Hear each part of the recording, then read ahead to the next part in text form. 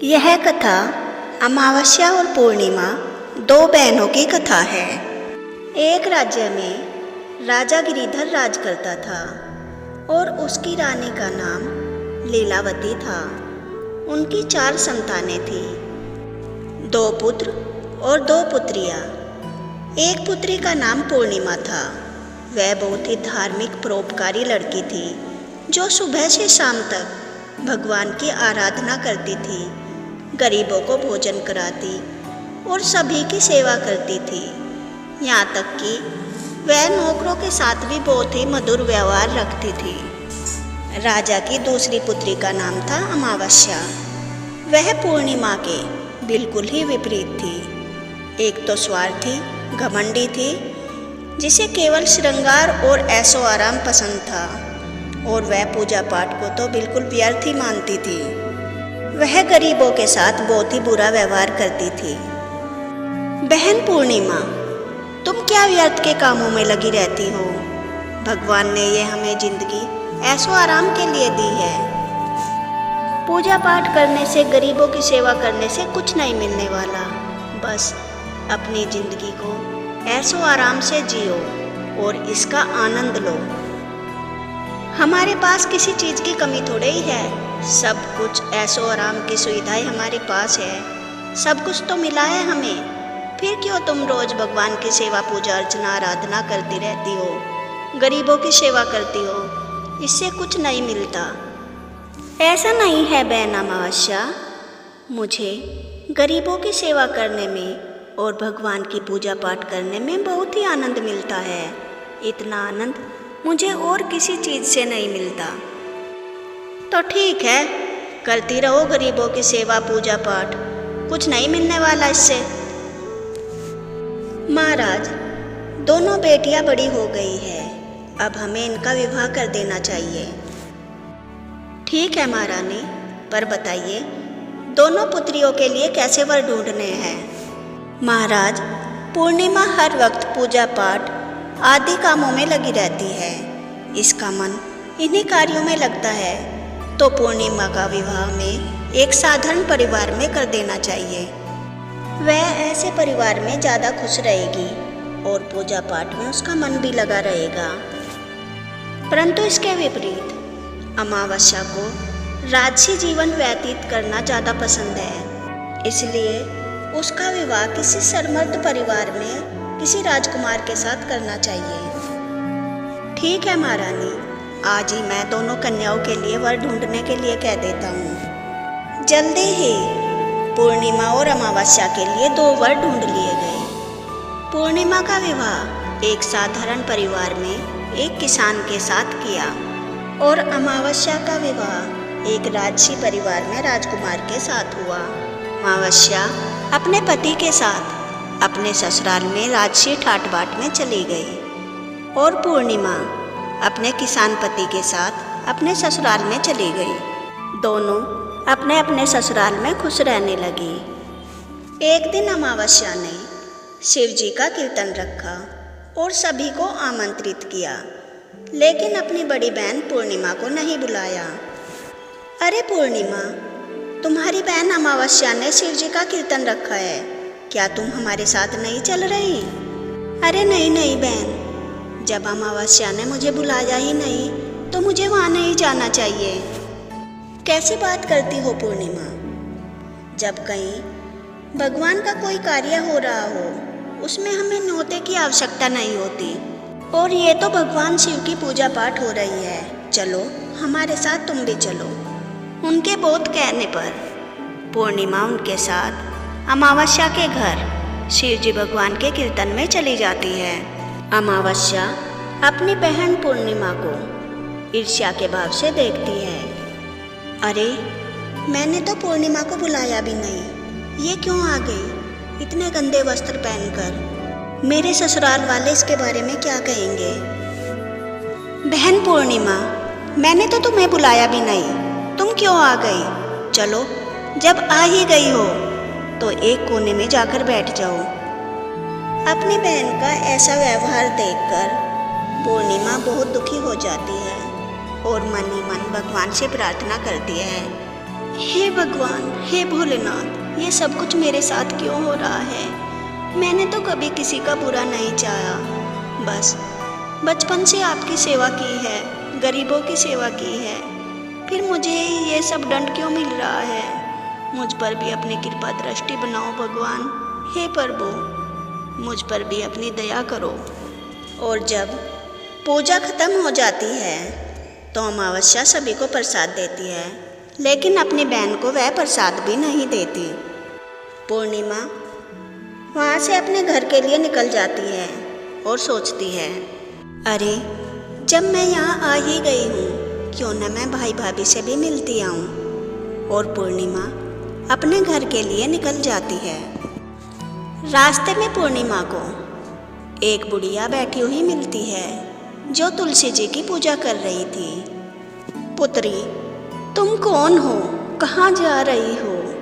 मैं बहुत थक चुकी हूँ और कमज़ोर भी हूँ। क्या तुम मेरी तुलसी के चारों ओर सफाई कर दोगी और इसमें जल भी डाल दोगी? हाँ हाँ माँ जी, क्यों नहीं, मैं अभी यहाँ पर सफाई कर देती हूँ और तुलसी माता में पानी भी डाल देती हूँ। पूर्णिमा तुलसी के चारों तरफ सफाई करके तुलसी में जल डाल देती है और फिर बूढ़ी अम्मा को भी स्नान करवाती है।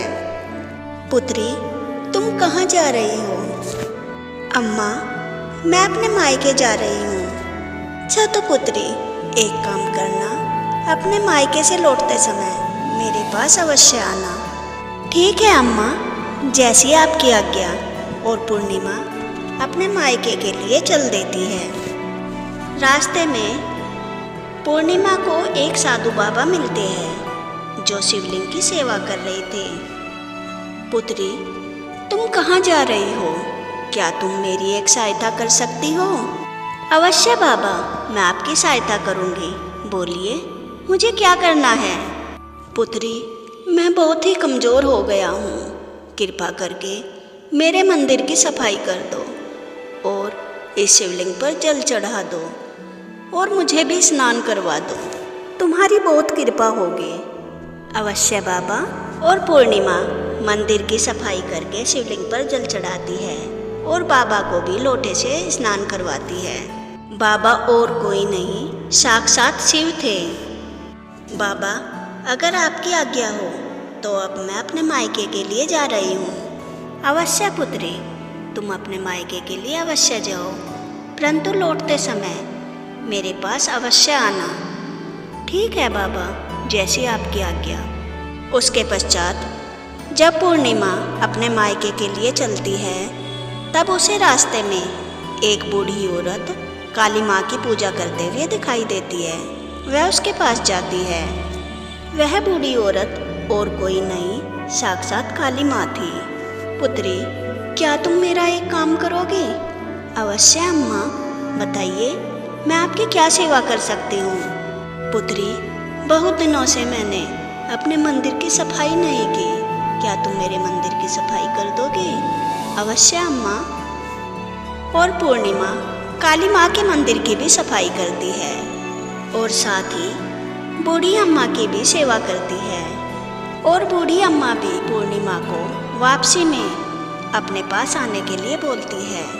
पूर्णिमा अब आगे की ओर बढ़ती है, तब उसे रास्ते में गंगा मैया मिलती है। पुत्री, क्या तुम मेरे मंदिर की सफाई कर दोगे? और मैंने भी बहुत दिनों से स्नान नहीं किया, मुझे भी स्नान करवा दोगे? अवश्य अम्मा, मैं आपको भी स्नान करवाऊंगी और मंदिर की भी सफाई कर दूंगी। तब पूर्णिमा मंदिर की सफाई करके गंगा माता को भी स्नान करवाती है। तब गंगा माता भी पूर्णिमा को वापसी में अपने पास आने के लिए बोलती है। अब पूर्णिमा अपने मायके चली जाती है। मायके में उसकी दोनों भाभियाँ उसका बहुत ही स्वागत करती है और वहाँ से लौटते समय उसकी भाभियाँ पूर्णिमा को एक धन से भरा हुआ थैला देती है। पूर्णिमा, यह भेंट तुम्हारे लिए। नहीं भाभी, इसकी कोई आवश्यकता नहीं। नहीं नहीं पूर्णिमा, क्यों नहीं, यह भेंट तो हमें तुम्हें अवश्य देनी चाहिए, यह तो हमारा कर्तव्य है। तुम इसे स्वीकार करो। और पूर्णिमा वह थैला लेकर वापस घर के लिए चल देती है। पहले वह गंगा माँ के पास आती है। अम्मा, आ गई बेटी, क्या लाई उपहार में अपने घर से? अम्मा, मुझे नहीं पता, भाभीयों ने यह थैला मुझे भेंट में दिया है, पता नहीं इसमें क्या है। अच्छा, तो एक काम करो, ये थैला मैं भी तुम्हें भेंट में दे रही हूँ। तुम बहुत ही दयालु हो, तुमने मेरी सेवा की, इससे खुश होकर मैं तुम्हें ये भेंट दे रही हूँ। यह थैला तुम अपने घर ले जाओ। हाँ, याद रखना, इसे रास्ते में मत खोलना, बस अपने घर वापस जाकर खोलना। ठीक है अम्मा, जैसे आपकी आज्ञा। अब वह दोनों थैले लेकर पूर्णिमा काली माँ के पास आती है। आ गई बेटी पूर्णिमा, बताओ तुम्हारे मायके में तुम्हें क्या भेंट मिली? अम्मा, मुझे नहीं मालूम मुझे क्या भेंट मिली, बस मैं यह थैला लेकर आ गई हूँ। ठीक है पूर्णिमा, ये एक भेंट मेरी तरफ से, यह थैला ले जाओ और याद रखना, यह थैला घर से पहले बीच में नहीं खोलना है, इसे तुम्हें अपने घर जाकर ही खोलना है। ठीक है अम्मा, जैसे आपकी आज्ञा। और वह थैले लेकर पूर्णिमा भगवान शिव के पास आती है। भगवान शिव भी पूर्णिमा को एक थैला भेंट में देते हैं। ऐसे ही आगे आकर तुलसी माता भी एक धन से भरा हुआ थैला पूर्णिमा को भेंट में देती है। जब पूर्णिमा चारों थैले लेकर अपने घर पहुंचती है, जाकर वह उन थैलों को खोलती है। जब पूर्णिमा ने पहला थैला खोला, उसमें कीमती और सुंदर वस्त्र थे। जब पूर्णिमा ने दूसरा थैला खोला, उसमें गहने और आभूषण थे। और जब पूर्णिमा ने तीसरा थैला खोला, उसमें हीरे जवाहरात आदि सामान थे। और जब पूर्णिमा ने आखिरी थैला खोला, उसमें अनाज और खाने की वस्तुएं भरी हुई थी। यह सब देखकर पूर्णिमा बहुत खुश हो जाती है। उसके घर अन्न और धन के भंडार भर जाते हैं। पूर्णिमा के घर में किसी चीज़ की कोई कमी नहीं रहती। उधर अमावस्या के घर कुछ नहीं बचता, वह बहुत ही गरीब हो जाती है। वह अपनी बहन पूर्णिमा के घर जाती है और उसके राजसी ठाट बाट को देखकर ईर्ष्या से भर जाती है। बहन पूर्णिमा, तुम तो बहुत गरीब थी, तुम्हारे पास ये सब कहाँ से आया? तब पूर्णिमा ने अमावस्या को सारी बातें बताई। अच्छा तो ठीक है, मैं भी अभी भाभीयों से मिलने जाती हूँ। और अमावस्या भी अपने मायके के लिए जाती है। रास्ते में उसे भी तुलसी माता, शिवजी भगवान, काली माता और गंगा माता मिलते हैं। पुत्री, तुम मेरा एक काम करोगी? मेरा पौधा सूख गया है, इसमें जल डाल दो और थोड़ा मुझे भी स्नान करवा दो। अरे बुढ़िया, तू पागल है? मैंने इतनी कीमती साड़ी पहन रखी है, मैं तेरे पौधों की सफाई करूँगी और तुझे यहाँ स्नान करवाऊँगी? चल चल, मैं अपने मायके जा रही हूँ। और अमावस्या अपने मायके के लिए निकल जाती है। जब रास्ते में उसे भगवान शिव, काली माता और गंगा माता मिलते हैं, उनके साथ भी वो ऐसा ही व्यवहार करती है। इसके बाद वह अपने मायके में पहुंच जाती है। उसके मायके में उसकी भाभियाँ उसका भी आदर सत्कार करती है। और जब वह अपने घर के लिए लौटती है, भाभी, क्या आप मुझे उपहार नहीं दोगी? आपने पूर्णिमा को तो उपहार दिए। अरे पूर्णिमा पता है कितना काम करती है, और तुम देखो कुछ भी नहीं करती हो, हमेशा सबसे ईर्ष्या से भरी रहती हो। फिर भी उसकी भाभियाँ उसे एक उपहार में थैला देती है। वह लेकर अमावस्या पहले गंगा माता के पास, फिर काली माता के पास, उसके बाद भोलेनाथ के पास और उसके बाद तुलसी माता के पास आती है। वे सब भी भेंट में उसे एक एक थैला देते हैं। जब अमावस्या अपने घर वह थैले लेकर लौटती है, उन्हें खोलकर देखती है। एक थैले में मिट्टी भरी हुई थी, दूसरे में सांप बिच्छू निकले और एक थैले में कंकड़ पत्थर निकले। यह देखकर अमावस्या रोने लगती है। और पूर्णिमा से मिलने के लिए गई। पूर्णिमा ने उसे सांत्वना देते हुए समझाया कि ईश्वर दिल की भावना देखता है, स्वार्थ और लालच नहीं, और उसने बिना स्वार्थ के सेवा की, इसलिए उसे सब कुछ मिला। और तुम अपने स्वार्थ के लिए गई थी, इसलिए तुम्हें कुछ भी नहीं मिला। बहन, हमेशा 3 बातें याद रखना: गरीबों पर दया करना, भगवान शिव की हमेशा भक्ति करना, और किसी भी चीज़ पर घमंड नहीं करना। अब अमावस्या अपने घर चली गई और दिन रात भगवान शिव की आराधना पूजा करने लगी, गरीबों पर दया करने लगी। कुछ ही दिनों में अमावस्या के घर फिर से सुख और समृद्धि छा गई। अगर आपको अमावस्या और पूर्णिमा दोनों बहनों की यह कथा पसंद आई हो तो वीडियो को लाइक करें और ऐसी ही कथाएं सुनने के लिए मेरे चैनल को सब्सक्राइब करें। जय शिव शक्ति।